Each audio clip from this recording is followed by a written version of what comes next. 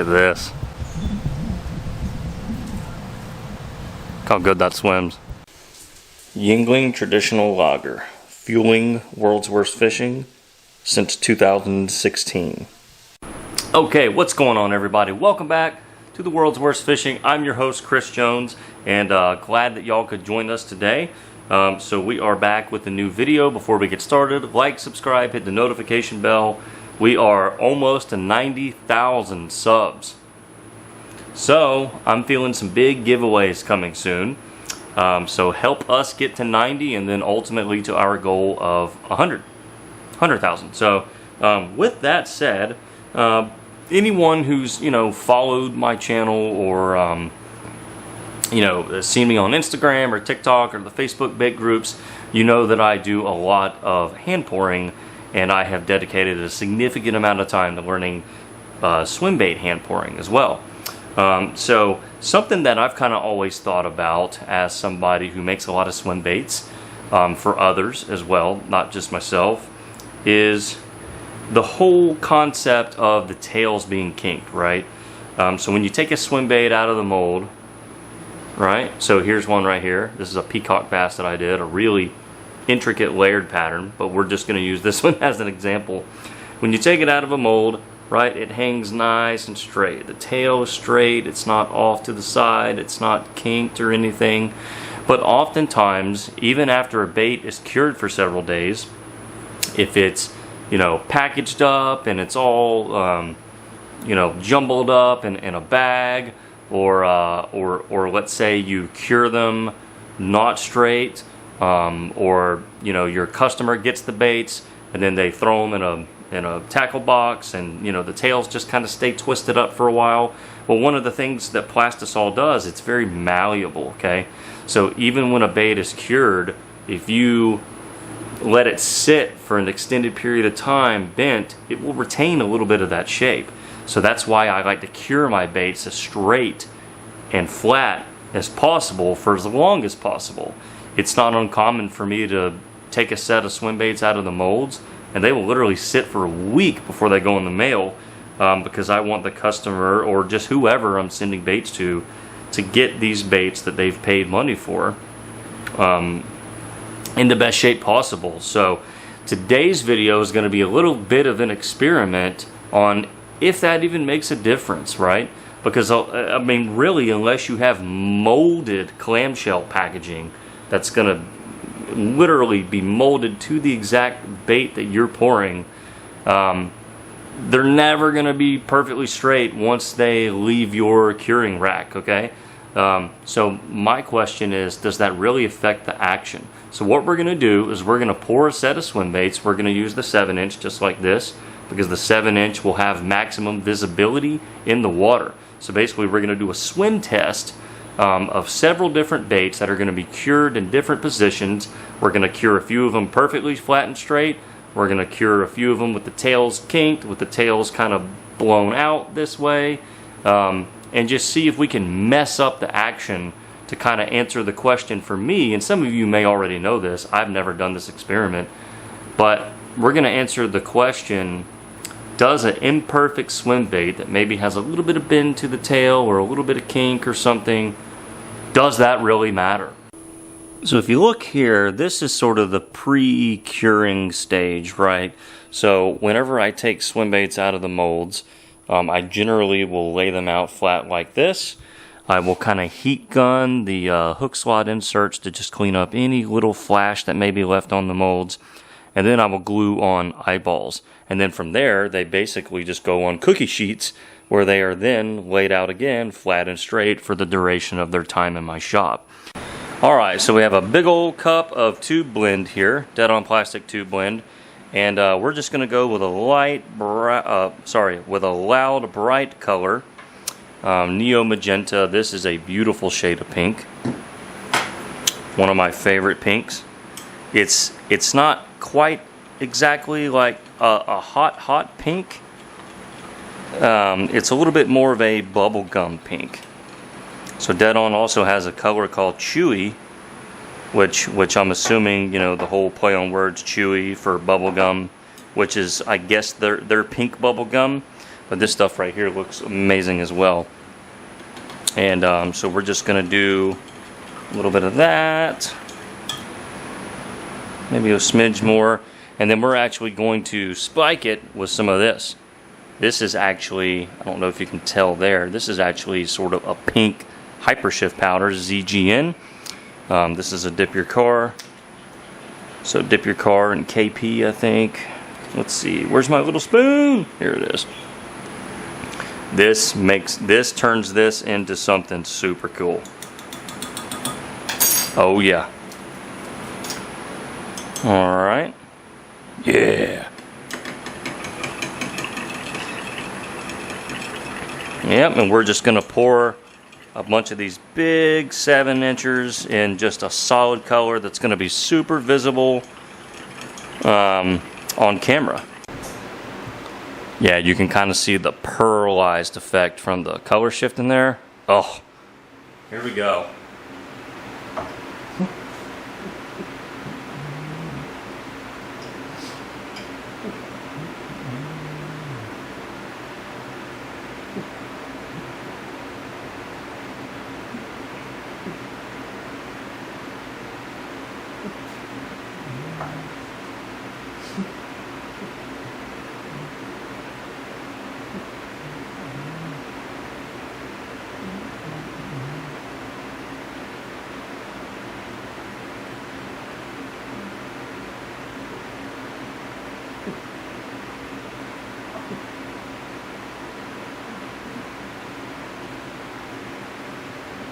Yeah, looking good.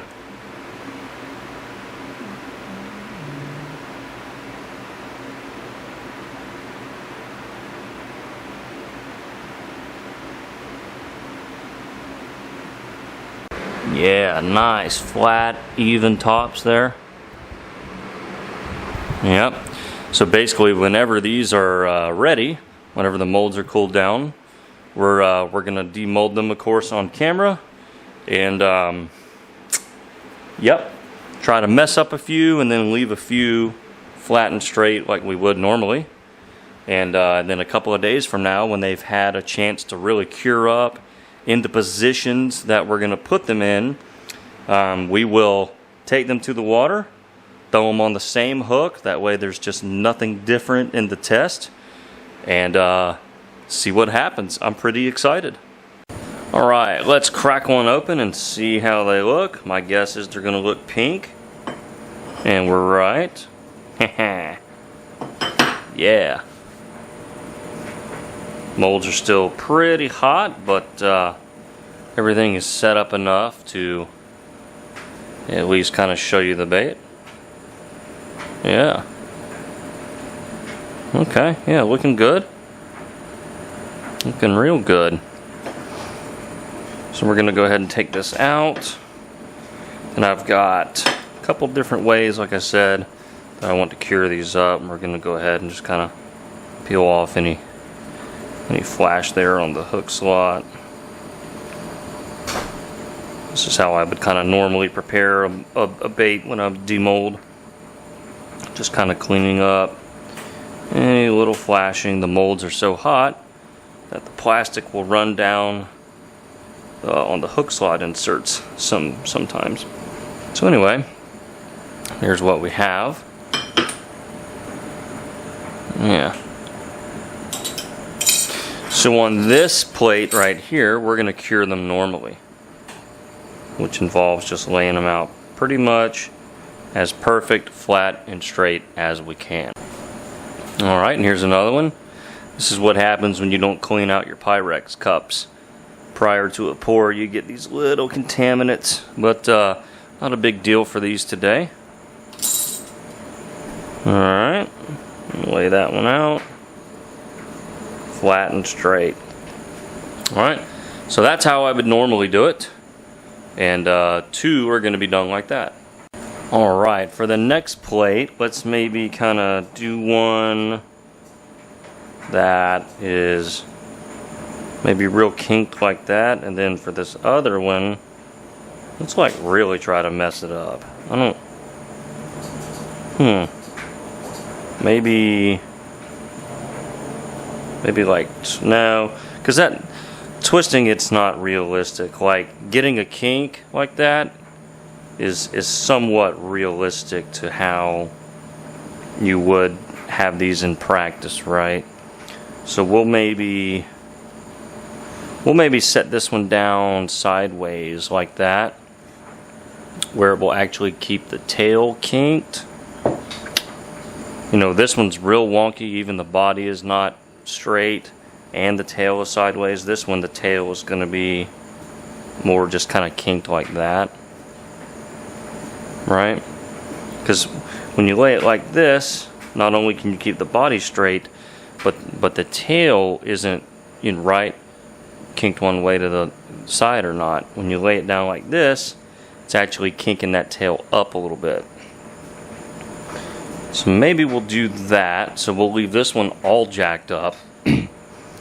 And then this one, we'll just kind of leave it to where it's kind of naturally kinked laying on its side. If you see, if you see that.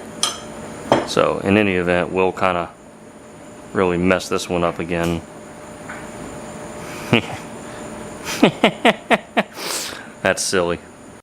Alright, so for the final two, I'm actually going to bag them up like I would if I were bagging these up to send out. Now normally before I bag them, I will have cured them for probably a minimum of 5 days. These are 10 minutes out of the molds. So these are going to kink up worse in the bag in this demonstration than those baits would right there if I bagged them up and left them for an extended period of time in the bags. You know, it's kind of one of those things I tell my swim bait customers when you get them, even if you order from somebody that puts them in clamshells or in bags, take them out. Take them out of the clamshells, take them out of the bags, find a place to store them like this for long-term storage. So what we're going to do is we're going to go ahead and bag these two up. All right, this is like a 9 by 5 bag or something. And I kind of like to do them facing opposite of each other. All right, so in the bottom of the bag, I'll put one in upside down, and then the next one goes right side up. They kind of, this way they just sort of kind of fit together. They mirror each other in a way. These are still a little warm and sticky, but essentially that. And we'll eventually glue eyeballs on these for like the swim test. That way they look a little bit legit. But essentially I'm going to leave those like that and see how those do as well during the swim test. Okay, welcome back. It is several days later, and we have all of our our bubble gum pink swim baits here, and we're just gonna just to do it right for video's sake, we're going to put eyeballs on them. So over here were the straight ones. This is the one that I kind of cured with the tail blown up a little bit. Here's the really wonky one. So what we're gonna do is we're just gonna go ahead, put our Loctite gel in there. We're just gonna do some solid black pupil. They'll, I think they'll look pretty good on this. They'll have a lot of contrast. They'll stand out. And hopefully later today we're gonna get some action footage of these in the water to really take a close look at the swimming action to see if it's really all of that. God, look at that tail. That is, that's a nightmare. So anyway, yeah, that one was, I think, like that or something. That's kind of how it wants to go. So in any event, we're just eyeballing these up, and we're going to rig them all on the same 12-aught owner beast hook and get them out to the water. We've got some mega layered bluegills on the plate, so hopefully those turn out. If they turn out well, we'll be sure to show y'all those at the end of the video. But I've got our stuff eyeballed and ready. Over yonder we've got one of our rigs rigged up with a 12-aught beast hook, and hopefully the weather holds. Yeah, there we go. Size 12-aught owner beast hook. So this is the big one, and this is the AI 7 1/4 inch mold, of course. And this is actually my dad's rod, one of the ones that I made for him back when I did a little bit of rod building. So yeah, good to see this rod again. And my dad's gonna be making the tosses, and I'm gonna hopefully get the swimming footage for y'all. So what we're gonna do is we're gonna start with the control. And the control bait is the one that was cured perfectly straight. Okay, and then we're gonna move over to some of the real wonky ones. Okay, so here's what it swims like when it's done correctly. Oh my gosh, look at that. All right, here's another one with the control. Look at this. Look how good that swims. All right, so next I think we're gonna go with the one where the tail is kind of blown back a little bit, because to me that would actually swim worse than this really foobarred one, simply because now the angle is off. I don't know, but this is what the point of the video is for. All right, there it is. All right, so we're gonna get a cast. Here's the one with the tail that was blown back a little bit, that was laying on its side. Such a huge bait. Or it may swim absolutely awesome. Let's take a look. Let's get as close as we can. Heck, that's swimming good. I think it's cool. I think it's swimming. Shoot. And you know, and this is actually what I wanted, was to see if you could really mess them up, right? Because you never know how your customer's going to get the bait. It's been in the mail. You don't know if they're going to lay it out flat once they use it. All right, let's get another cast. And you know, most of us are not buying molded clamshells. Heck with that. I don't even have space in my shop for molded clamshells. Much less do I want to pay for them and then pass that on to my customer. All right. Okay, I'd say that's swimming really good. Yeah, it is. It is, Landon. So there's the really wonky tail. So even as bad as I cured it, the tail still hangs not too bad. Like, so what that tells me is baits that are packaged like that, even if they get moved around and they don't look as pretty like that, they're not going to be as bad as this one. And even that one looks like it's still going to swim. All right, here we go, another cast. Let her fly. Ooh, something just got whacked over there. Oh yeah? Yeah. Well, yeah, folks, there actually are fish here. This is the lake where I caught my first bass ever with my dad. I tell you, okay, all right, yeah, so that one's a little messed up. The tail was kind of going in a circle a little bit, but it looks good there. Let's get another, yeah. It looked like the tail was just kind of like a propeller, not necessarily that kick that we're used to seeing. That still looks pretty awesome though. Like, if I bought and paid for that bait and it swam like that, I'd be perfectly happy with that. Even if it looked a little cockeyed and it wasn't perfectly straight. Yeah. Landon, do you like that big swim bait? Yep. Pretty cool, huh? Maybe all right. we can just pitch it on. Now we're gonna get one out of the bag. Okay, so here's how I actually package things.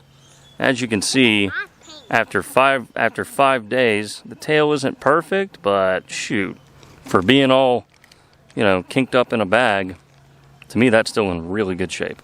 All right, this one's gonna swim the best because this is how I would actually send my baits to y'all. All right, here we go. Go! Go! We let that one rip. All right. It is swimming. Well, it'd be so funny if like a 1-pounder got on that thing. Coming? They'll do it too. Is he coming? It's coming, buddy.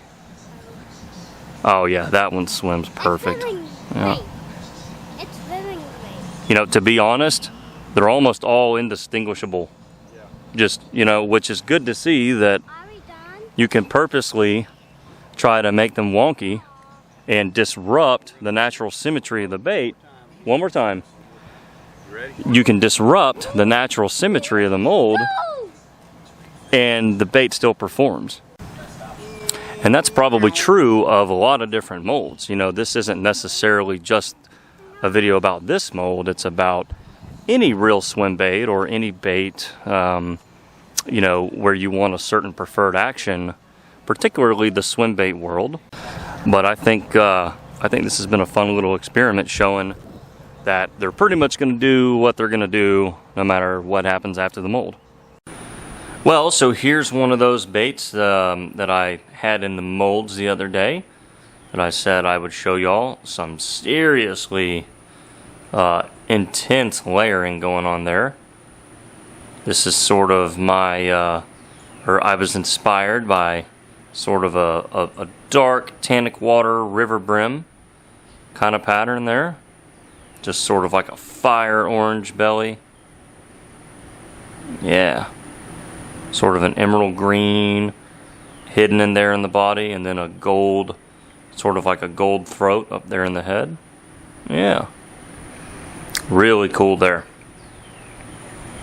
I've got these for sale right now on my Instagram, so hoping somebody will pick them up. In the past, I've always been able to sell these skin pores, and yeah, they always go to a happy home. Alright everybody, so I hope y'all enjoyed this video. Kind of a fun experiment, but not only a fun experiment, one that I've actually kind of been curious about for a long time, and maybe it kind of shed some light on, you know, maybe your own curing process, your own packaging process. And you know, I know for me, you know, anytime I package up baits, you know, especially swim baits that, you know, somebody's paid good money for, you know, I always go, man, did I cure them long enough? Are they going to get there without being too twisted up in the mail? Is the customer going to be happy with the way that they swim? Are they going to get some where they're all bent up like this one is and think, oh, what is this? Is it not going to swim right? You know, these are all things that I think we think about. Whether you're selling baits or if you're making them for friends or making them for yourself, you know, you always kind of want to get the best performance out of a bait that you can. Whether it's a fancy swim bait or, you know, a normal worm or a craw or something, you know, you can inject a bunch of craws, and then all the, you know, claws and legs and tentacles maybe get twisted up in the bag. Are those feet gonna kick like you want?